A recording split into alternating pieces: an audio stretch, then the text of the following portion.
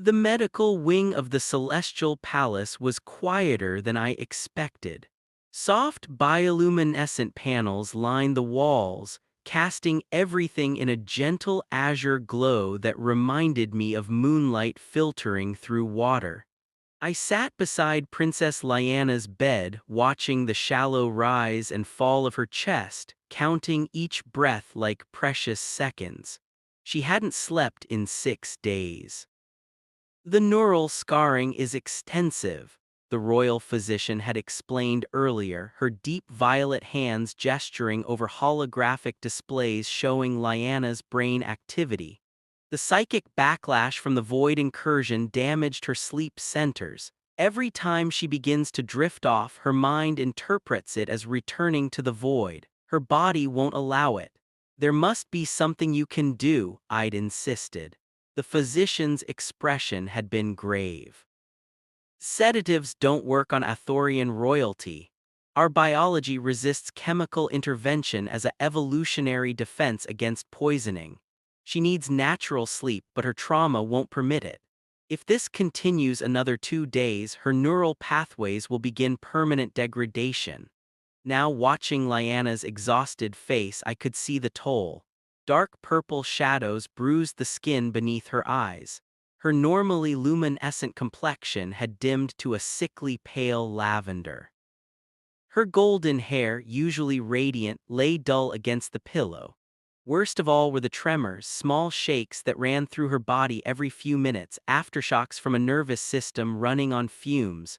Marcus, her voice was barely a whisper, her violet eyes opened, unfocused and glassy. You're still here. Of course I'm here. I took her hand gently. Her skin felt too warm, fevered. You should rest. You've been awake almost as long as I have. A weak smile crossed her lips. Humans need sleep more than Athorians do, usually. I'll sleep when you sleep. Then we'll both die of exhaustion. She tried to laugh, but it came out as a pained cough. Poetic, perhaps, the human who crossed dimensions to save me, killed by stubbornness. I squeezed her hand. Tell me about the void again, what you saw. Her whole body tensed. Marcus, no, I can't. Talking about it makes it worse. I know, but maybe that's exactly why we need to talk about it. I shifted closer, keeping my voice low and steady. You've been holding it inside, letting it fester. Every time you close your eyes, you face it alone. So don't face it alone. Tell me and let me carry some of it with you.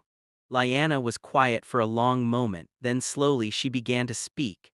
It wasn't just darkness, she whispered. It was the absence of everything. When the void broke through during the binding ritual, when it tried to consume us both, I felt myself dissolving. Not dying, that would have been merciful. I was being unmade. Every memory, every thought, every piece of who I am was being stripped away and scattered into nothing. Her grip on my hand tightened painfully, but I didn't pull away. I could feel myself forgetting my mother's face, the palace gardens, the taste of starfruit, the sound of the celestial choirs, all of it draining away into that emptiness. And the worst part was knowing that soon I wouldn't even remember that I'd forgot. I would just cease. Not even a ghost, just nothing that had never been anything. Tears leaked from the corners of her eyes, glowing softly as they traced down her temples. When I try to sleep, that's where my mind goes, back to that moment of unmaking. My body thinks sleep is dissolution, that if I let go, I'll scatter into the void and never reform. I used my free hand to gently wipe her tears away. But you didn't scatter, you're here, you reformed, we both did. Only because you pulled me back. Her eyes found mine, suddenly intense despite her exhaustion. I felt you, Marcus. In that moment when I was nearly gone, I felt your hand in mine, not physical but something deeper. Your soul refusing to let mine go, you anchored me to reality. Then let me anchor you now, I said softly. Let me stand watch while you rest. I promise you, Lyanna, if the void tries to take you again, I'll pull you back, just like before. You can't promise that. You're human. You need sleep yourself. I'm also stubborn as hell, apparently. I managed a small smile. It's only been 48 hours for me. I can go longer, but you can't. Your own physician said you have maybe 2 days before permanent damage. So please let me do this for you. She studied my face and I could see her weighing it, her desperate need against her concern for me. Finally, she whispered, "I'm afraid." "I know. What if I can't wake up? What if I get lost in there?" "You won't. I'll make sure of it." I stood up, still holding her hand, and settled into a more comfortable position in the chair beside her bed. "I'm going to sit right here all night if necessary. I'm going to hold your hand, and I'm going to talk to you, tell you stories, recite terrible poetry, describe every constellation visible from Earth. I'll keep you tethered to the waking world until your mind remembers it's safe to let go." That's insane. Probably. But I didn't cross dimensions and bind my soul to yours just to watch you fade away from exhaustion. So humor me. For the first time in days, I saw something like hope flicker in her eyes. "You really won't leave, not for a second." She took a shaky breath. "Okay, I'll try. That's all I ask." I adjusted my grip on her hand, making sure it was secure but gentle. "Now close your eyes, don't fight it, just listen to my voice." Lyanna's eyes drifted shut, though I could see the tension in her jaw, the way her free hand clutched the bedsheet. "Let me tell you about the first time I saw Saturn through a telescope," I began, keeping my voice low and rhythmic. "I was 8 years old and my uncle had just bought this beautiful old refractor. He set it up in his backyard, and when I looked through the eyepiece, I couldn't believe what I was seeing. This perfect little disc with rings around it, like something out of a painting. I actually thought he was tricking me somehow, that he'd put a picture in the telescope." I felt Lyanna's grip relax slightly. "I must have stared at it for an hour. My uncle kept trying to show me other things, Jupiter, the moon's craters, Mars, but I just wanted to look at Saturn. Something about those rings felt impossible, like proof that the universe was bigger and stranger and more beautiful than I'd imagined." Her breathing was starting to deepen, becoming more regular. "That's when I knew I wanted to spend my life studying the stars, not just because they were beautiful, but because each one represented possibilities, other worlds, other skies, maybe even other people looking back, wondering if they were alone." I paused, watching her face. The tension was gradually leaving her features, the tremors becoming less frequent. "I used to have this recurring dream," I continued quietly. "I'd be standing on an alien world under a purple sky, and I'd feel this overwhelming sense of homecoming, of finally being where I was supposed to be. I never told anyone because it sounded crazy. How could somewhere I'd never been feel like home?" Lyanna's breathing hitched slightly, but I kept my voice steady, my thumb tracing small circles on the back of her hand. "Now I know I wasn't crazy. I was just waiting to meet a princess who'd been looking for me across dimensions. Waiting to find out that home isn't always a place, sometimes it's a person." The tremors had stopped. Her breathing was slow and deep now, the respirations of someone on the edge of sleep. But I could still feel the slight tension in her hand, the last thread of resistance. "You're safe, Lyanna," I whispered. "I'm right here. The void can't have you because I won't let it. Your soul is bound to mine, remember. That means wherever you go, even in dreams, you carry part of me with you. And I will always pull you back to the light." Her hand finally relaxed completely in mine. "That's it," I murmured. "Let go, I've got you." For several minutes I sat in silence, just watching her breathe. The medical monitors above her bed showed her brain activity shifting, moving into the patterns the physician had said she desperately needed. Actual restorative sleep, but I didn't let go of her hand and I didn't close my own eyes. Hours passed. The bioluminescent panels gradually shifted their hue, marking Athoria's long night. Palace staff came and went quietly, checking monitors, adjusting the room's temperature. The royal physician stopped by, her eyes widening when she saw Lyanna's brain scans. "She's actually sleeping," the physician breathed. "How did you?" "I promised I wouldn't let her fall," I said simply. The physician looked at our joined hands, at my exhausted but determined face, and something like understanding crossed her features. "The eternal binding," she murmured. "It's stronger than we knew. She can feel you anchoring her even in unconsciousness." Will she be okay? If she can maintain this sleep for at least 8 hours, her neural pathways should begin healing. But you, Dr. Chen, you can't keep this up indefinitely. You're barely conscious yourself. 8 hours, I said firmly. I can do 8 hours. The physician hesitated, then nodded. I'll have stimulants brought in case you need them, and food. You're no good to her if you collapse. She left and I returned my attention to Lyanna. In sleep her face had finally relaxed, the pain and fear smoothing away. She looked younger, more peaceful than I'd seen her since the Void incursion.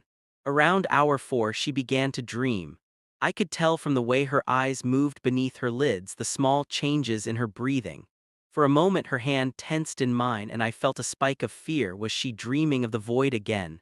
It's okay, I whispered, leaning closer. Just dreams, nothing that can hurt you, I'm here. The tension eased, her breathing steadied. Whatever she was dreaming about, she'd moved past the nightmare. Hour 6 brought a visit from Empress Nethara.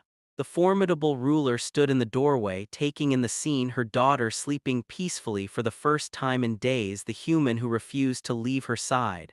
How long have you been awake, Dr. Chen? She asked quietly. Doesn't matter, Your Majesty. It matters to me. She approached the bedside, her gaze softening as she looked at Lyanna. I've been a mother longer than I've been an empress. When I performed the eternal binding ritual, I did it to save our world, but I see now it gave my daughter something more valuable than salvation. What's that? Someone who won't let her fall even into sleep. Nethara placed a hand on my shoulder. The binding links your souls, yes, but this is choice. You choose to stay awake, you choose to be her anchor. That's not magic or destiny, that's love. The word hung in the air. I'd been carefully not thinking about it, too focused on just keeping Lyanna safe to examine my own feelings. But hearing it spoken aloud, I couldn't deny it. Somewhere between crossing dimensions and binding our souls, between fighting the void together and sitting vigil through the night, I'd fallen completely in love with the alien princess who'd called to me across reality itself. Get some rest yourself when she wakes, the Empress said gently. That's an order, not a request. My daughter will need you healthy and whole, not martyred by exhaustion. Yes, Your Majesty. Hour 8 arrived with the first hints of Athoria's dawn, twin suns painting the sky in shades of rose and gold. Lyanna stirred, her eyelids fluttering. I held my breath, hoping, praying she'd wake naturally and rested. Her eyes opened slowly, focusing on my face. For a moment she just stared, as if confirming I was real, then tears welled up. You stayed, she whispered, all night just like I promised. I slept, I actually slept. The tears spilled over, but these were different from before, tears of relief, of gratitude. I dreamed, Marcus, real dreams, not nightmares. I dreamed of Earth, of standing with you under a yellow sun looking at a blue sky. It was beautiful. I brought her hand to my lips, pressing a gentle kiss to her knuckles. How do you feel? Tired still, but not that horrible, grinding exhaustion. I feel human, she paused. No offense, none taken. I smiled, though I could feel my own exhaustion catching up to me now that the crisis had passed. The physician said 8 hours would start the healing process. You made it. We made it, she corrected. I couldn't have done it without you. Knowing you were here holding my hand, keeping watch, that's what made it safe enough to let go. She tried to sit up and I helped her, adjusting pillows behind her back. The medical monitors showed improving readings, her neural patterns returning to healthy configurations. Now you need to sleep, Lyanna said firmly. Don't think I didn't notice you've been awake for nearly 3 days yourself. I'm fine. Liar, you're swaying in your chair. She shifted over in the bed, patting the space beside her. Come here. Lyanna, I don't think. Please, let me return the favor. Let me be your anchor while you rest. I was too exhausted to argue, and truthfully the thought of lying down sounded like paradise. I kicked off my shoes and carefully settled onto the bed beside her, acutely aware of the intimacy of it but too tired to be self-conscious. Lyanna wrapped her arms around me, pulling my head against her shoulder. Her skin was warm and I could hear the dual rhythm of her heart's beating steadily. Close your eyes, she whispered, echoing my own words from hours before. I've got you, you're safe. And surrounded by her warmth, her scent like starflowers and ozone, the sound of her heartbeats lulling me like a song, I finally let myself fall. The alien princess who'd called across dimensions kept watch over the human who'd answered, and for the first time since our souls had bound, we both slept peacefully together.